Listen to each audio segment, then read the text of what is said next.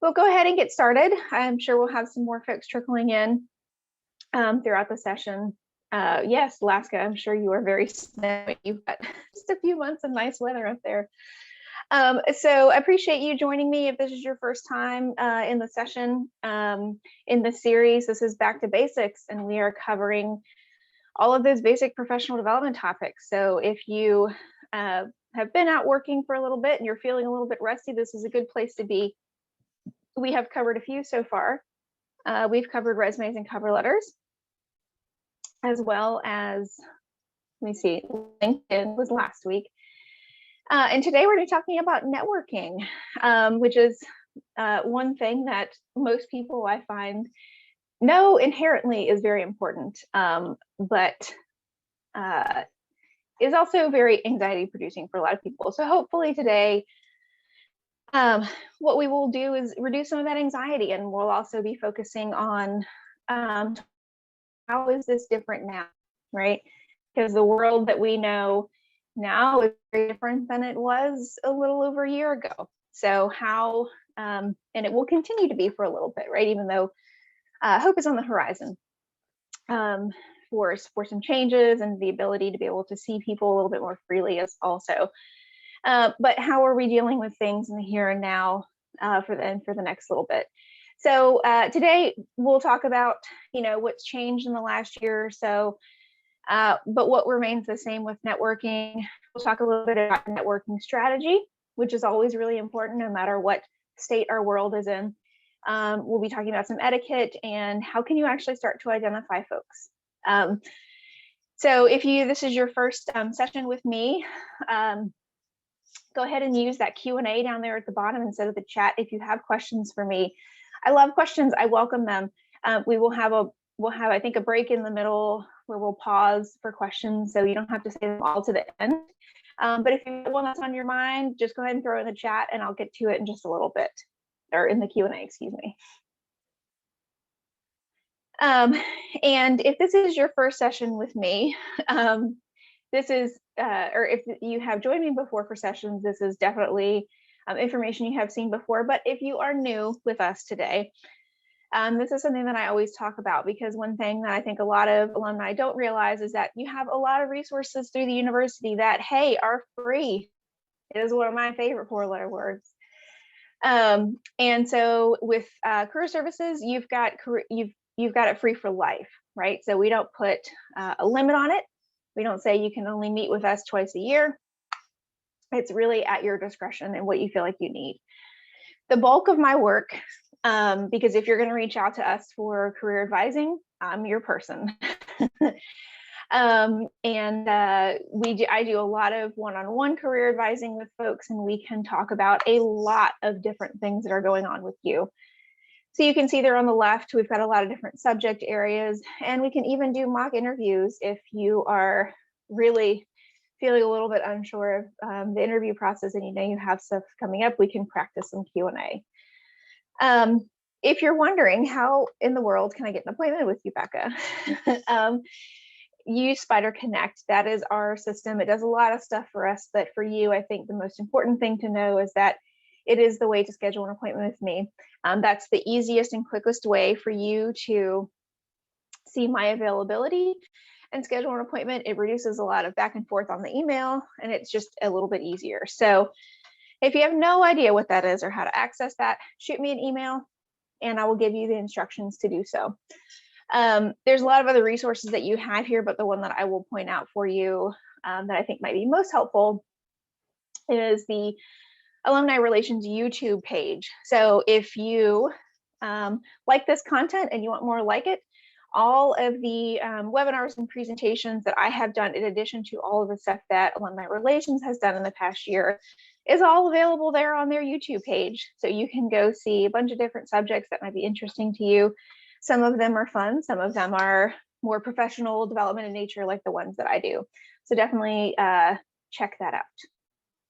So let's dive into our content. So I wanted to start out first with, in terms of networking, what is different about now, right? What makes this such a unique space to be in besides everything else about it, right? We've never been forced to have this much distance from each other. Some people may choose to have this much distance from other people, but we have never needed to, in terms of a public health necessity, right? And distance does not mean not being in communication with people. What we really mean here is physical distance, right? And so, you don't have the automatic built-in socials that you might come to expect. Coworkers might say, okay, well, every Tuesday we'll gather after work for a little happy hour and just sort of catch up, right? Those are really great networking opportunities. Or annual conferences for your professional development organization. A lot of them are still happening, but they're virtual, and it's just not the same, right? And so we've never been forced to have this much physical distance from each other. And it's really forced us to figure out, how do we still keep and make meaningful connections with other people, especially when it comes to networking for our own professional development purposes, right? The other thing that's really strange and different, and I'm sure I'm not the only one on this call today thinking this, is that all of the lines are blurred, right? Home is work and work is home. If you are lucky enough to still be working, and if you are, having a company that's supporting that and allowing you to work from home, that's wonderful. But it's a new world, especially if you are in an industry that traditionally has not needed to do that. Case in point, myself, right? We are very much an in-person interactive industry, especially if you are in anything that's really client facing or other spaces like that. Having to work from home, the boundaries seem very blurred.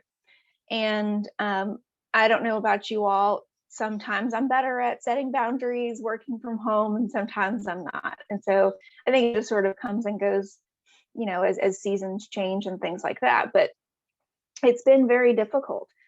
And finding the space to be able to work on, connecting with your professionals, your colleagues, finding and giving yourself the space to be able to do these kind of things has been challenging, because if you don't have clear boundaries between the work that you do, that you get paid for, and other stuff in your life, including your family, who, if you do have family with you in the same house, the same space, or even if you've got roommates or just other people physically in your space, that can be sort of a challenge, right? To try to create those boundaries with them so you can have time for all the things that you want to have time for.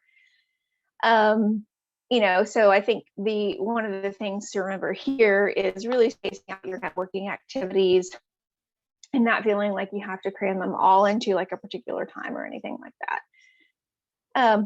And the other thing that's really different about now is that we're having to use different tools, right? Because we don't have those built-in automatic, happy hours or professional development conferences that we come to expect, and we don't have to think about scheduling. We really have to be intentional and think about, how am I going to connect with people? When am I going to make time for this, right? And especially with the tools that you have at your disposal, and we'll be talking a little bit more about some of those later on today.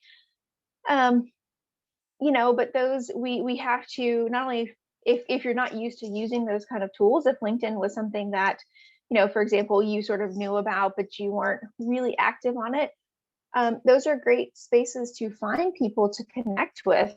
But if you haven't had to use them a lot, you might have to do a little training in figuring out how to effectively use those tools. So it's been interesting, right? So for all of that, there are definitely some things in terms of networking that remain true still. And I think no matter what our economy looks like, or what the health of the world or our country looks like, this still is going to remain true. So the first thing, of course, is the whole goal of networking is to build mutually beneficial relationships that not only help you, because if you're here today, you probably have a purpose for networking. So job searching perhaps, or career changes or things like that. But not only do they help you, but they help, hopefully, the people that you're connecting with, right? You could be a resource for them. And I think it's important with this to keep in mind that you don't necessarily have to be able to offer them something immediately, because sometimes that's not always true, right? But always in the back of your mind, keeping the attitude of paying it forward, right? Even if it's down the road, because believe me, the person that is on the receiving end of that will not forget it. They will be very appreciative. The second thing that still holds true here really is that, I encourage you all not to really have a me first attitude towards networking. And again, this sort of goes into being a mutually beneficial relationship, even if you're job searching. Because of course, if you are in the space where you are searching for a job, you do have a very immediate, more likely, or in the near future, you have a very specific goal of finding a job, even if you're still employed and job searching. And even with that goal that you have, approaching, really approaching any kind of networking situation with, instead of a me first attitude, what can you do for me? I have this problem and I need to get a job, and you're here to help me fill in that gap, right? Approaching it instead with more of an exploratory and a curiosity type of attitude, right? And so you can do this. One of my favorite things here is informational interviews, right? So these are a type of conversation that you would have with somebody. I think the word interview sort of gives it an interesting perception with people, because they think, it doesn't have to be really formal. However, if you are going to have an informational interview or a conversation like this with somebody, you should definitely be prepared with questions and things that you want to learn from the person that you're chatting with. And we've got some really great resources if you're not sure where to start on that.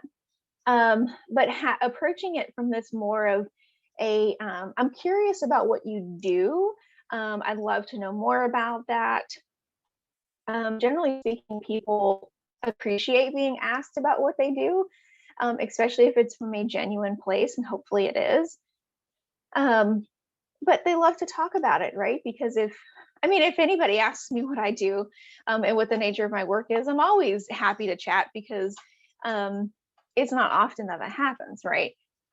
And so if you're going to be out there connecting with folks, and going on the networking route, really having more of an informational interview approach, and just trying to get to know them, that's build your relationship with them, and that's really going to head you more towards a mutual or a reciprocal relationship with them, which you will find will be much longer lasting, and it will be a really good relationship for you.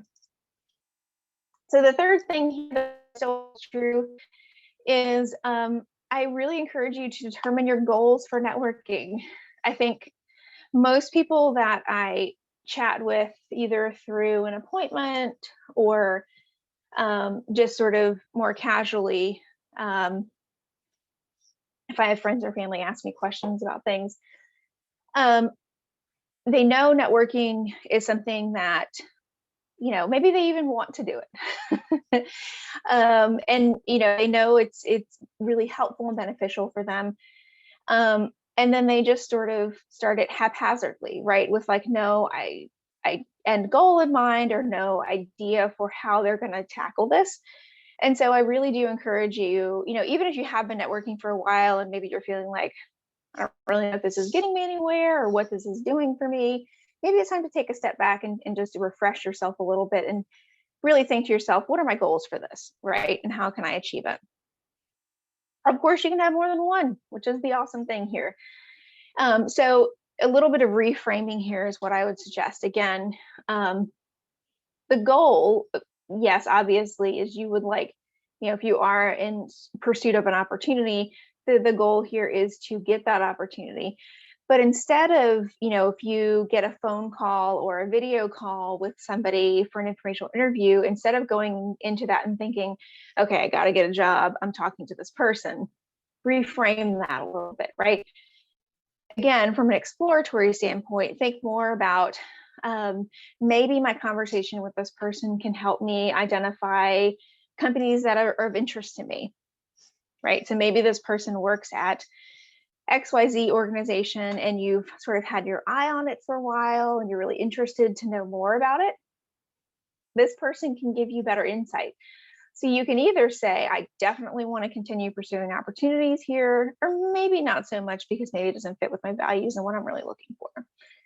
Again, in the same vein of that, learning more about the target companies that you have on your list, meeting people and to make inroads at those organizations. So, if you are on the job search and you have been applying for roles at this particular company that this person works for, this can help you establish really good relationships with somebody in there, and they can, sort of vouch for you and put in a good word for you.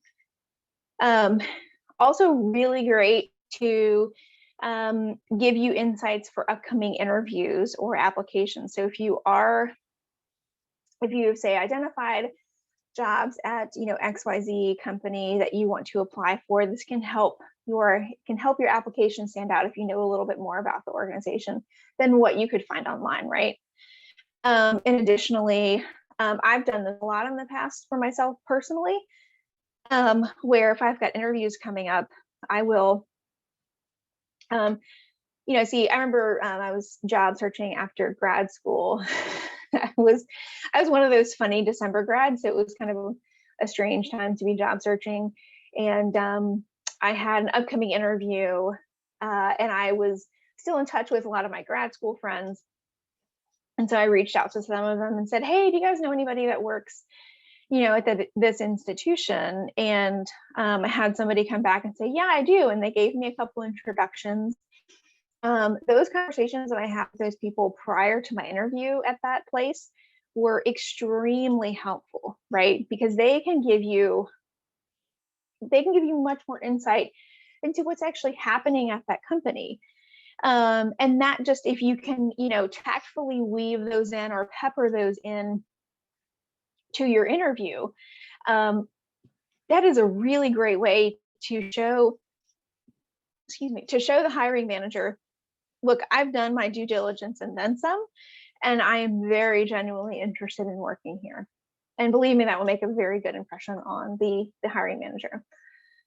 Above all, approaching it from this standpoint, it will really help your job search come along together a lot more than chatting with, say a new contact and saying, hey, I'm on the job search, so what can you help me with here, right?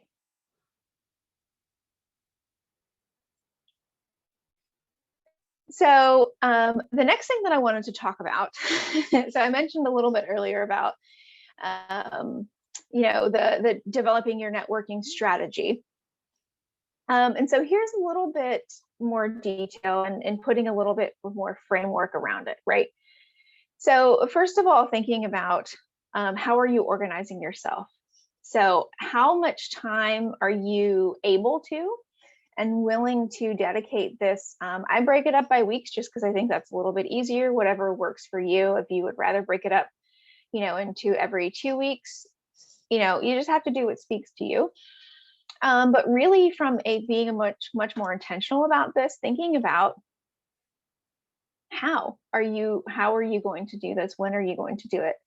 If no matter what kind of calendar you use, if you use a paper calendar, or if you use an electronic calendar, actually scheduling time to work on this stuff is really important, because when you see it in writing or on the screen there, you're much less likely to ignore it, right? Instead of just at the beginning of the week thinking in your mind to yourself, okay, I really would like to work on, some networking things or to work on some job search things. You're likely to find excuses or put it off, right? So really be intentional about when you work on stuff. deciding who you want or need to meet, again, based on your goals. So who are these people that are going to be helpful to you? There's, in terms of, who can be helpful, there's a lot of different people.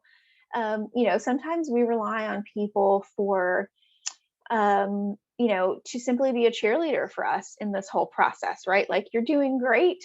Way to go. All of those kind of things. So sometimes people are just those really happy cheerleaders that lift you up when you need it. Sometimes the people that we reach out to for networking, like we talked about, can give you some really good information and insight into either companies that you're interested in or into the types of roles that you are pursuing, right? Because that's another piece too, especially if you're on the job search or if you're a career switcher. Sometimes you just don't know what you don't know. And the best way to figure out about certain roles and industries is to talk to those that are doing it, right? And so, figuring out who can be really helpful to you, how can they be helpful, and sort of developing your strategy around that. Aiming for quality over quantity here, of course, because you could have 10 networking conversations in 1 week, but you might not get a lot out of them, right? So I think that really the goal here is to have quality conversations that lead to longer lasting and meaningful relationships over the amount of people that you reach out to. Okay. Again, on that same vein, conversations really should be authentic and reciprocal. And if you're really wondering, okay, this all sounds really great, Becca, but I'm not at a place where I'm comfortable yet or really ready to start making cold calls, so to speak, and reaching out to people that I don't know. That's totally fine. I understand that. We are all in that place. And I think with networking, because it has such a, sort of a perception of being this thing that seems a little bit scary and I don't really want to do it. Right. I always encourage people to start by nurturing those existing relationships that you have. Right. So start with those that you know. Maybe it's been a little bit since you've talked to them. Maybe you know them professionally, but you don't really know a lot about what they do. Right. So start reaching out to those people, because at least the familiarity with them, since you have some kind of established relationship, will help you more comfortable with guiding that conversation and asking those questions. And then once you dip your toe in the water a little bit, you can probably start to feel a little bit more confident and comfortable, and then being able to reach out to those that you have not met yet, right?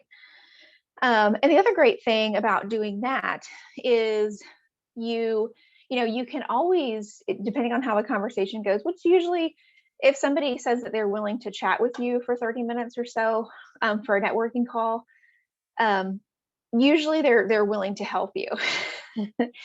Most people don't do that out of pure obligation.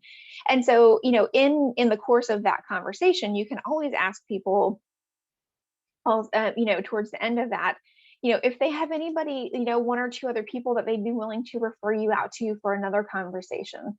I love that strategy with networking calls, because that allows you to, one, you work less hard, because you didn't have to go out there and seek that person, and you can probably expect that that's going to be a pretty quality person to chat with. And you have the other reason I really like this is because you have a really good reason to follow up with that first conversation and say, hey, Joe, thanks so much for referring me to so and so. That was a wonderful conversation. It was very helpful for me. And I look forward to catching up with you again soon. Right. So win-win on a lot of fronts. And the other thing too here, and this sort of goes to the weird time that we're in right now, more so than pre-pandemic, really be patient with the response times, because again, many of us are working from home and the lines are blurred and sometimes boundaries aren't really there. Just be really patient with those that you reach out to, because they might have a lot going on, especially if they have a family and or kids at home and they're trying to juggle all of the things that come with that. Even though schools are starting to open up a little bit more, they might still be juggling, daycare issues or virtual learning from home issues or things like that. Or they might be dealing with, spouses or roommates or significant others that are also trying to work from home in their space. Which, if you've had to do that, props to you, because that's tough to do. It's challenging, especially if you have a smaller space to work in there. So just be patient with people. And if you're reaching out to folks, say through LinkedIn or some other platform to try to connect with them, if they don't respond within a few days, my suggestion here is to wait about a week to 2 weeks, follow up with them again very gently, and just acknowledge and reiterate that, hey, I understand that things are a little bit hectic right now, and that you might be really busy, but if you have time, I would love to chat with you, right? Just as an example here, again, what we were talking about first on this slide was making sure that you are being intentional and staying organized about how you allocate your time for this. An example of just 30 minutes on LinkedIn, here are the kind of things that you can accomplish, right? You can look through your news feed to see what's shared, and you can engage with the people in your network there to like, comment, or share some of the things that they have been talking about lately in newsfeed, right? That's a really good way for you to stay top of mind for them. And it takes you probably about 5 minutes. You can comment on industry related items, congratulating your connections. I think this is a really easy way to stay engaged. And again, sending some of those little quick messages about work anniversaries or even birthdays, because LinkedIn will let you know that about your connections, is a really good way, again, to just stay top of mind for them, and to stay engaged with them and say, hey, I've seen this, I'm acknowledging it, and I just wanted to wish you congratulations on this, right? Finding new companies are of interest to follow, because believe me, recruiters do pay attention to that stuff. And again, searching for people that you may know to connect with, or those you have not connected with. So hopefully that gives you sort of an idea of like some really easy, simple things that you can do to stay engaged with your network in a very short amount of time. So this sort of relates to the networking strategy, but definitely one thing that I wanted to mention really briefly here is your board of directors. I love this concept. I heard about this a few years ago, and it's something that I've been really following and interested in. Again, if you are interested in exploring this concept more, I will be sending these slides out after the webinar, probably in the next day or two. So you can have this information right in front of you, and you can work on it if you want to start getting an idea of stuff. But really, the board of directors, your personal board of directors, really refers to those people in your support system, in your network, right?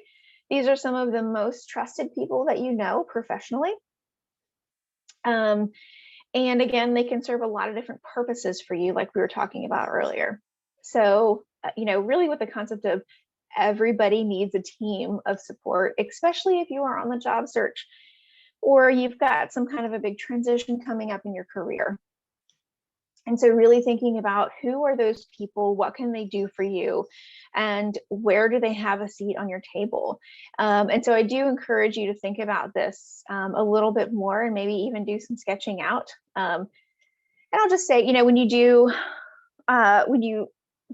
you're going to pursue this idea, and you do start reaching out to people, you don't necessarily need to say, like, hey, would you be on my board of directors? Because they might not understand that concept, or it might be something that's a little bit funny to them.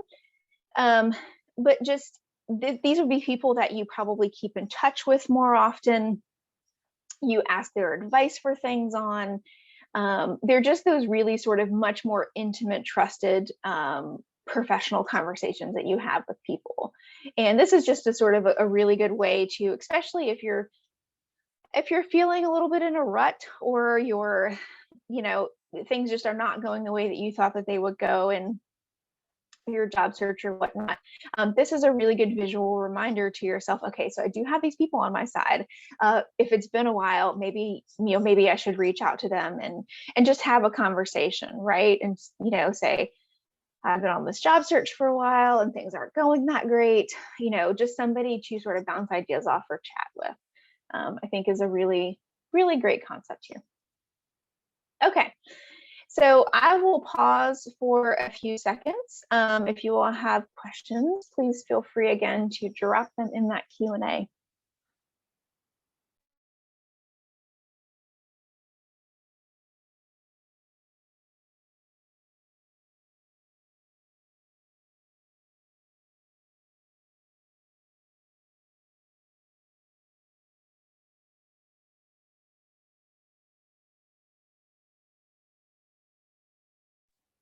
Okay, so it looks like we don't have any questions right now, so great. We will go ahead and move forward with the rest of our content. And so we'll be diving now into more of sort of the etiquette with virtual networking, because of course, again, I think we'll find ourselves in this space for at least a little bit longer.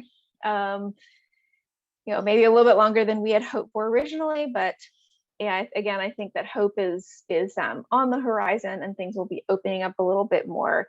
But we, even in the next few months, we might find some hybrid, things that are going on, but still a lot of virtual space here. So the first thing I think to keep in mind here is, how are you connecting with these people that you are reaching out to? So is this, either over email or phone or video? I think the best thing here, especially if you're reaching out to folks and you are asking them for some time and advice, just ask them their preferences. Because again, they might have other people in their space if they're working from home. They might be doing a split schedule at work where some days they're in the office and some days they're at home. So there could be a whole lot of stuff going on. Maybe they have better hours that are for them, like especially if they're at home and they're managing other folks in their space. Maybe mornings or afternoons or early evenings are better for them to connect. So I think in any instance, ask when you do reach out, and if you get a positive response, say, yeah, I'm happy to chat, and connect with you, then you can just ask them, great, I'm really looking forward to connecting. Do you have a preference on how we chat? And are there days and times that are better for you? Right. The other thing to keep in mind too is, how do you first reach out to them?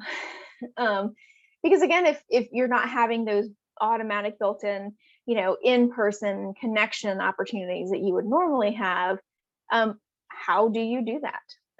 So if you are on LinkedIn, I think that is a wonderful resource. We'll talk about that and a couple other platforms that you can use in a little bit. But LinkedIn is really wonderful. Most people are more likely to update their LinkedIn profile with their current work information than most other platforms. So I think that's a great space to use. And it's been around long enough that most people are on it. Try email first if you can. If you can find their information, especially if it's sort of a cold call, quote unquote, reaching out over email, I think is great, especially in the space, because if you try a phone call first, they might, they might have their office line forwarded to their cell phone. Some people are still screening calls. There might be a delay in receiving the voicemail, or some people just might have forgotten, or just don't have their office lines forwarded to their home or cell phone. So I think trying email is a great way first, and plus it's a lot less invasive than getting an initial phone call. In this day and age, most people are used to email, and email is a great thing because you can sort of set that aside and say, okay, so I see it. I definitely want to get back to this, but maybe not in this very instance, right? And again, offer up days and times that might work for you. I think that's always a good piece of advice. And even if they come back and then say, actually evenings are better for me, what do you think about that? Because I know, like, when I get, if I get an email and asking to connect, say if it's like a younger graduate of my alma mater, which I'm always happy to connect with younger professionals and chat about stuff. But usually if they just email me or reach out on LinkedIn and say, hey, I'd love to chat with you. Do you have any time soon? My first thought is, I do have time, but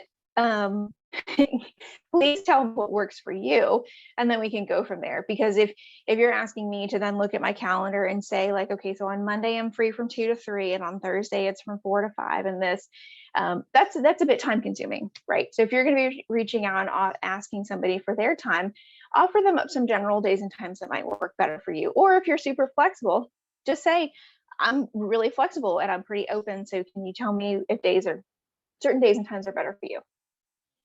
Again, be patient. Life is really complicated right now. So again, my rule of thumb is just, 1 to 2 weeks, gently follow up with them, especially if you're doing LinkedIn or an email. They might not get to it right away. And when we are reaching out to people for networking purposes, we're excited and we really do want to hear back from them. And our time frame might be different than theirs, right? So a week in their world might be an eternity for you. I remember when I was active, I was in a really active job search before I came full-time to the University of Richmond. And this was so true for me at that point. When I was reaching out to people, it would be 4 or 5 business days, and I would be thinking, oh my gosh, they don't want to talk to me, or they've totally forgotten about me. And in their world, a week was a blip, right? It was not a big deal. And so I think just remembering that, just being patient with people and gentle follow-ups. And then speaking of follow-ups, I always suggest doing this once and then moving on, especially with LinkedIn and email,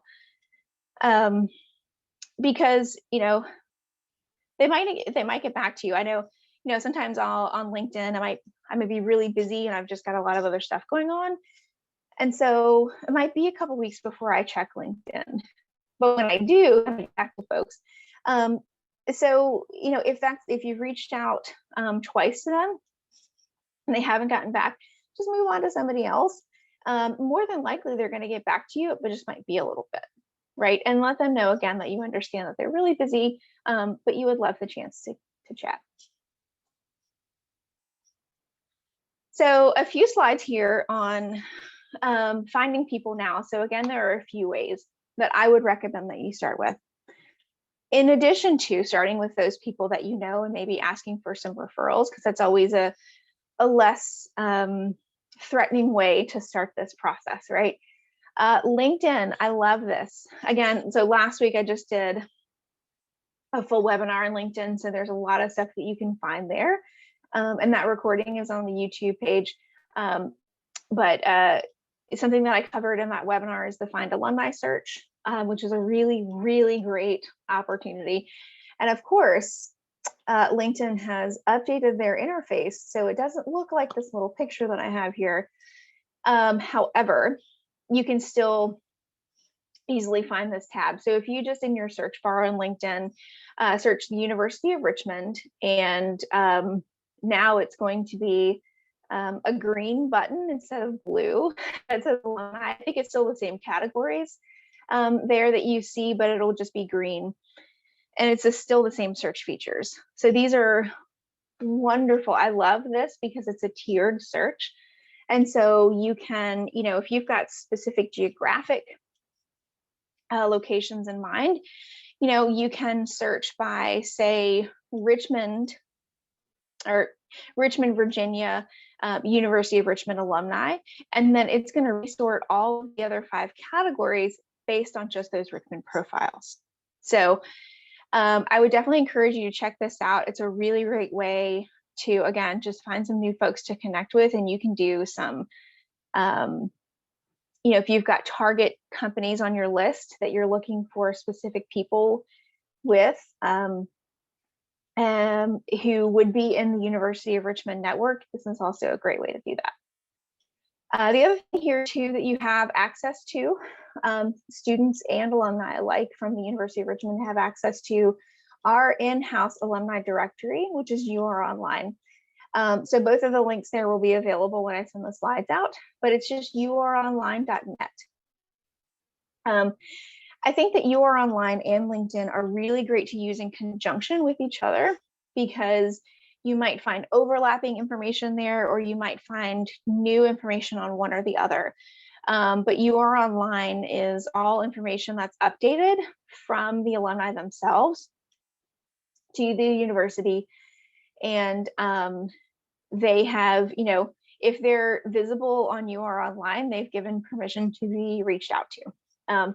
So I think that's a really wonderful directory to start finding people. And you can, if I'm not mistaken, on UR Online, you can also search, which is different from LinkedIn, you can search for some affinity groups, right? So if you were involved in any kind of sports or clubs and organizations or Greek life, this might be a really great space to find others with those same affinities. And again, it just gives you another level of connection with somebody when you are reaching out to say, hey, we were in the same sorority and I would love, I'm really interested in what you do at such and such company. Would you mind if we connected, right? A couple other ways here that you can identify people to chat and connect with.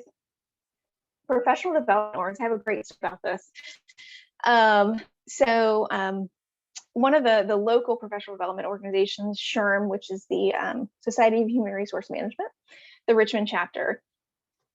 Any professional development organization that you join and you pay your annual fee, and side note, if you are a student, you get a really, really cheap annual fee. I'm talking like 20, 25 bucks a year, which is awesome. And you still get access to all of the member benefits, which are great. So member benefits can include things like free events, yay, virtual events too. You can get access to their job boards, which is great for job searching. Access to updates about the industry, which just helps you in a lot of different ways. But also it gives you access to their member directory, right? So these are other professionals locally, typically, that are doing things that you're interested in doing or doing things that you are already doing, correct? Right. This is really helpful for your networking strategy. My great story about this is I was working, it was about a year ago, actually, when the pandemic really started to get bad. I was working with a student in the School of Professional Continuing Studies who was finishing their degree. They were an HR major. This was a total career switch for them. And so they were going into an industry that they didn't know a ton about, right? They knew a little bit, of course, from classes and other things that they had done. They didn't have a ton of experience. And this person got that really cheap student fee for the Richmond SHRM chapter. And for her job search, she really utilized the member directory on the Richmond SHRM chapter. And it was really beneficial for her in her job search strategy. And she was able to connect with individuals, especially when we were all virtual, and there were no options for in-person things. She had access to and got to meet and connect with people over video, mostly over video conference. For her networking purposes, she got great access to certain companies. She got great information about them, and it really helped her interviewing strategy as well. So I definitely recommend utilizing some of these things. Other things that you can think about doing here, just other civic organizations, young professional organizations, especially if you're in the Richmond area, there's lots of those through the Chamber RVA as well. So one thing I wanted to note here in the next few slides are, because LinkedIn is such a great resource to be able to use, if you are going to use LinkedIn, I did want to mention a few things, especially if you didn't get a chance to attend last week's webinar. These would be new for you. If you attended last week's webinar, this is a little bit of overlap information, but that's okay. So when you are connecting with people on LinkedIn, please, please, if you don't remember anything else about LinkedIn, add a personal note when you are connecting with them. When I get invitations to connect with other people on LinkedIn, even if I've met that person, some other way, like through a video call or from an in-person event a while ago, it might be hard for me to remember. So just jog their memory, right? Or if it's a cold call, let them know why you want to connect. It's always really helpful. LinkedIn's been around long enough now where people know what the standard connection message is, and it just seems a bit disingenuous. Plus, if you want the potential for a better response, or for even a response in general, giving them some context as to why you're reaching out to them is extremely important. I use this even for my own work. If I'm doing an event where I want to include some alumni from the university to showcase their expertise and give advice to folks, one of the first places I'll start is LinkedIn, and I'll just send them, 300 characters does not seem like a lot, but believe me, you can be very creative and get in exactly what you need to get in. And I will connect with them, and I'll just, give them a reason why I'm reaching out. Hey, I see you're an expert in your field. I'd love you to participate in an event I have coming up. Would you be willing to chat more about this? Because to me, LinkedIn represents a means to an end, right? When you are using LinkedIn, especially for networking purposes, this is a way to identify and find people and make an initial connection that you would never have another way to meet, right? If we were all in person and we didn't have LinkedIn, how would I have an ability to meet somebody out on the West Coast? It'd be very difficult. So this is a really great means to start a conversation and relationship with somebody and move that to another space and have that be much more meaningful. So just a couple things here about when you are connecting with people. This is just a sample. Again, I'll send out the slides after the webinar, so you can have this for context if you want it. But this is just a really good way to think about how would you approach this, this connection. And so really just thinking about, especially if it's a University of Richmond alumni that you're reaching out to, mention the connection that you have with them. Or if it's a referral from somebody that you already know and they've said, hey, reach out to this person on LinkedIn, I'm sure they're happy to connect with you. Mention that referral that you have.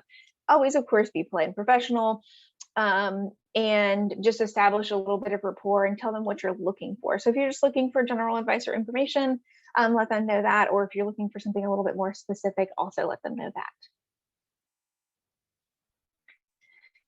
If we have students on our call today, these are great examples of students trying to connect with alumni, right? And so again, these will be sent out to you, but they have all of the same qualities as the previous slide. You're telling them what you're looking for, you're introducing yourself, you're establishing a connection, and just being courteous and professional. So I think this is the last slide. So if you guys have questions about any of this stuff, feel free to pop them in the chat as we're wrapping stuff up. But this is really talking about engaging with your network, either on LinkedIn or otherwise, because you can certainly use these in other areas that you are networking with people. But again, thinking about sort of your networking strategy, who can you connect with? All kinds of people for this, right? You can connect with peers, alumni, former colleagues, faculty and staff at the university, some family.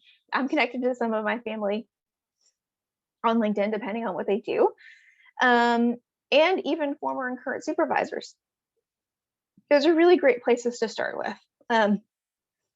If you are on LinkedIn, making sure that you're following companies of interest or brands of interest, especially if you have applied to them, because I have talked to recruiters over the years, and they do oftentimes pay attention to who follows their company on LinkedIn. If they're the recruiter in their organization that uses LinkedIn to source candidates or to connect with candidates, they will probably be paying attention to if you're following their company or not. It takes you 2 seconds to hit that blue follow button on their company page. But it also does a world of good for you, because not only does it keep you up to date with the news and things that they have going on at their organization, but it also is a place to identify jobs at their organization, and just show your interest in them. On LinkedIn, you can join discussion threads and groups, which groups are they sort of go in and out in terms of interest. But this is another good place to connect with people that are like-minded to you. So for example, if you're thinking about like a professional development organization, most of them, including I think even the Richmond SHRM chapter, does have a group on LinkedIn that you can connect with, and just sort of keep up with or keep in touch with other professionals in that field. Again, checking your homepage or newsfeed regularly to engage, and creating and sharing things that you find of interest, right? This also helps to brand yourself as somebody who is interested in a particular subject area.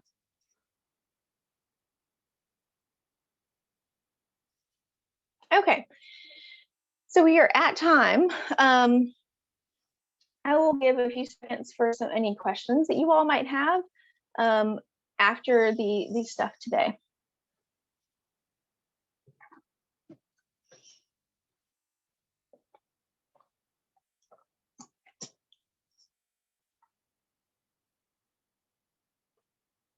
Okay, so I'm not seeing any questions, which is hopefully that means that I did a good job of covering the material. So we'll go ahead and wrap stuff up today. Again, just as a reminder, here is my information. If you need anything, please do reach out. I'm just an email away. So you can reach me at bshelton@richmond.edu. I would love to be able to chat with you about your networking strategy or anything else you have going on. If you want to continue in this series, which I hope you do, my next session is job searching. Again, it's going to be next Tuesday, the 23rd at 12 p.m. And then the last one in the series is going to be the following Tuesday, which is the 30th, and we'll be covering interviewing and negotiations. So again, I appreciate you joining me today and your time, and I hope that you all have a wonderful day.